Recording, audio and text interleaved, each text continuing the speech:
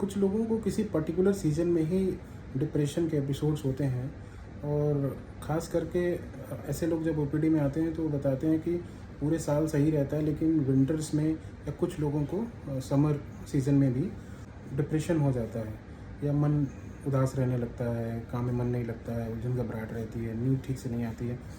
तो डिप्रेशन के सिम्टम्स उनमें डेवलप होते हैं जब विंटर स्टार्ट होता है, और जैसे ही विंटर्स ख़त्म होने लगता है धीरे उनको डिप्रेशन के सिम्टम्स रिजॉल्व कर जाते हैं।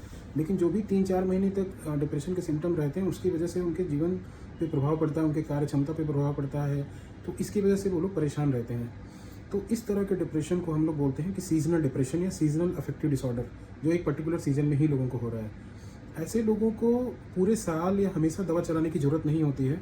ऐसे लोग को सिर्फ उस ड्यूरेशन में दवाओं पे रखा जा सकता है, और अगले सीज़न में जब उनको पता है कि इस सीज़न में हमारा डिप्रेशन स्टार्ट होता है तो वो लोग फिर से उस सीज़न में उस सिम्टम के शुरू होने के पहले ही दवा स्टार्ट कर सकते हैं। जैसे कि मान लीजिए किसी को नवंबर में अगर डिप्रेशन के सिम्टम्स स्टार्ट हो रहे हैं तो वो अक्टूबर मिड में ही अपनी दवा स्टार्ट कर लें, क्योंकि दवा को असर करने में थोड़ा टाइम लगता है। तो नवंबर, दिसंबर, जनवरी, फरवरी वो दवा लें। मार्च में धीमे करके 1 महीने में दवा बंद की जा सकती है डॉक्टर की सलाह से। सडन दवाइयाँ नहीं बंद करनी चाहिए।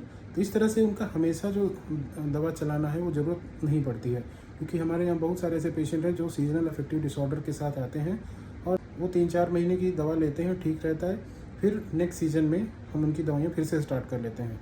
तो इस तरह से दवाइयों का खर्च भी बच जाता है और सिर्फ जितनी ज़रूरत है उतनी ही दवा चलती है। तो ऐसे लोगों को मेरी सलाह है कि वो लोग डॉक्टर की सलाह से एक पर्टिकुलर सीज़न में जो ड्यूरेशन है उसी में दवा लें, और बाकी समय में दिन अपनी दवाएँ बंद कर सकते हैं।